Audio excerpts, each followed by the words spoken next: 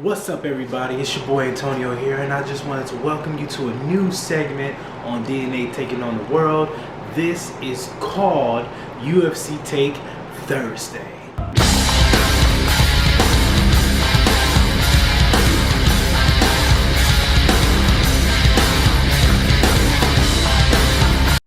And as you can see from the title screen, we're going to be covering Jack Hermansson versus Sean Strickland. Now, before we go ahead and get started, I need to see in the comment sections right now, who do you guys think is going to win? Jack Hermansson or Sean Strickland? Also, don't forget to like and hit the subscribe button. And if you guys want to be notified when there's a new banging video, go ahead and hit the bell. Let's go. And we're going to start off with stats. So, when we look at significant strikes per minute, we got Jack Hermansson at 4.86, and we have Sean Strickland at 5.45. So Strickland is definitely putting out more output. But when we also look at the accuracy, we have Jack Hermansson at 45% compared to Strickland at 40%. So Jack Hermansson is a little bit more accurate with his strikes, but he also does not put out the type of output that Strickland does. So, you know, give and take there. But when you look at the amount of shots that they absorb per minute, you have Jack Hermansson at 3.36 and Strickland at 3.73. So there's not much of a difference there. But when you look at the percentage, see, that's where you get the difference. Jack's defense is about 54%. He gets hit about 46% of the time compared to Sean Strickland, whose defense is at 66%. So that means he's only getting hit about 34% of the time. So when you look at the feet, you can clearly tell that Sean Strickland has that advantage. Let's talk wrestling. So when we look at per 15 minutes, Jack Hermansson is taking his opponent down 2.09 times. So every single 15 minutes, he's pretty much going to take you down 2 times. This is a 25-minute fight if it goes to the bell, so that could mean more. That could mean about 3 times, while Sean Strickland is about 1.32 every 15 minutes. So he'll get you down, but he's not a super prolific takedown artist. But in his last fight, you would think so, versus Uriah Hall. When it comes down to the percentage, though, this is where things get hairy for Jack. Only 36% of the times is he able to take his opponent down, compared to Sean Strickland, who doesn't try to take people down as much, but when he does, it works usually. He's at 61%. When we look at the defense, Jack Hermansson is defending 75% of shots. As far as Sean Strickland, he's defending about 82% of shots. When you look at submissions per 15 minutes, you get Jack Hermansson with 0.6, Sean Strickland with 0.3. So there's not big in the submission category for either guys when you look at it too heavy. But I will say Jack Hermansson is definitely more likely to go for a submission, as I believe his last submission win was over Kelvin Gastelum like 3 fights ago. Let's look at strength of schedule. When you look at Jack Hermansson's opponents for the last 3 years, because I like to look at what have you done for me lately, not what you've done throughout your whole career. What have you done for me lately? So I like to look at the last 3 years, sometimes in certain cases, last 3 fights, but I'll be looking at the last 3 years of opponents for each of the people. Jack Hermansson's last 3 years of opponents was David Branch. He guillotined David Branch in the first round. He had a nice one of that. He had a unanimous decision win over Jacare Souza, and then he lost in the second round by knockout to Jerry Cannonier. He bounced back with a nice quick win over Kelvin Gastelum, like I said, with the heel hook in the first round.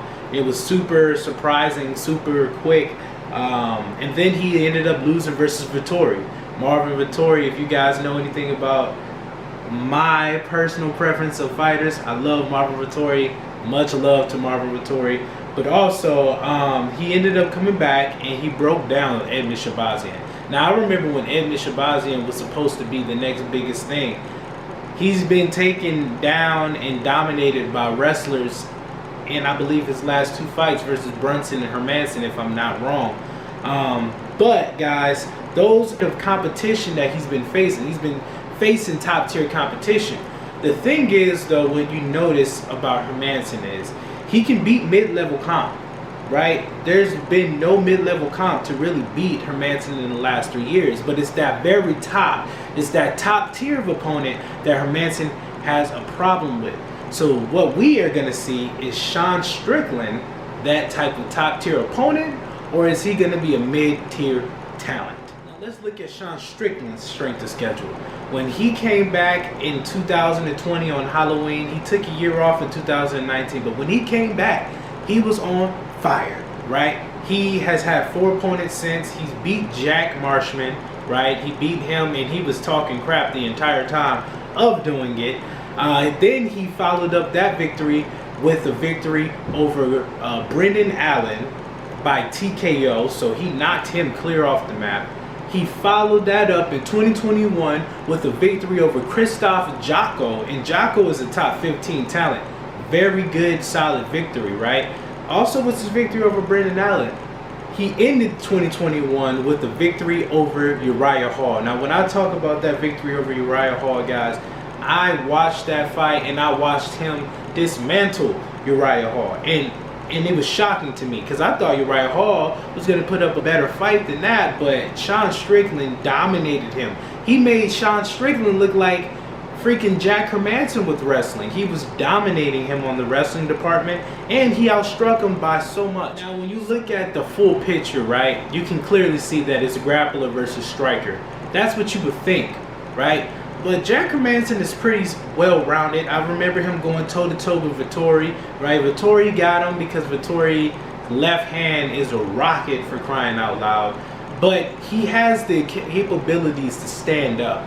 He's better known for his wrestling. He's better when he is wrestling, but he is well-rounded. Let's look at Sean Strickland. Sean Strickland is also one of those guys that are well-rounded. He's better known for his stand-up. I like how he just walks people down without fear and just picks them apart with his laser shots. But he also does have the wrestling ability. Like I said, in his last fight versus Uriah Hall, he had 4 takedowns. Now, when you look at the threats of both of these guys, right? You know, Jack Hermansson, he can take you to decision or he can submit you. So he can beat you 2 different ways. He's not really a knockout artist. We've seen him with 2 submission wins in the last 3 years, and I believe 2 unanimous decision wins in the last 2 years.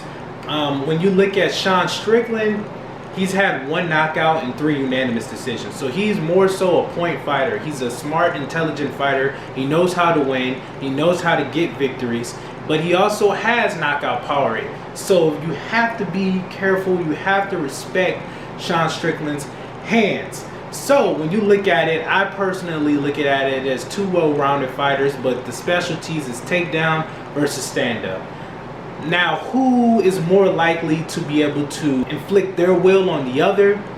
Jack Hermansson has great wrestling, well, I would say very good wrestling. But Sean Strickland also has very good takedown defense. Like I said earlier, his takedown defense is at 82%. When he's came back, he hasn't been taken down once since he's been back. So, and you would think you would be able to take him down because he stands very tall. He's a very tall stander. So you would think that that would be very beneficial for the takedowns. But so far, nobody's been able to do it. Brendan Allen and Jocko have been the biggest threats. They are not Jack Hermansson. Jack Hermansson is definitely better than that. So I could possibly see Jack Hermansson getting possibly Sean Strickland down, but I don't see 2 or 3 times. I see maybe once. I see Sean Strickland striking being a lot more dominating than Jack Hermansson. He's just going to put out more output. And if he walks Jack Hermansson down, Jack Hermansson's going to have a very hard time trying to go for that takedown. So, my prediction is, I personally believe Sean Strickland is going to be able to dictate the pace. I think he's going to be able to dictate the style. I do think Jack Hermansson is going to keep it competitive, but I think overall, and you know, normally when I see a wrestler versus a striker, I go with the wrestler because the wrestler usually wins. But Sean Strickland's defense on takedowns is respectable enough for me to believe that he can be able to inflict his will on Jack Hermansson, just like Marvin Vettori did. Marvin Vettori was able to, you know, give Jack Hermansson the business on the feet. While I believe Vettori is a great stand-up fighter, I think Sean Strickland is a better, he brings better output.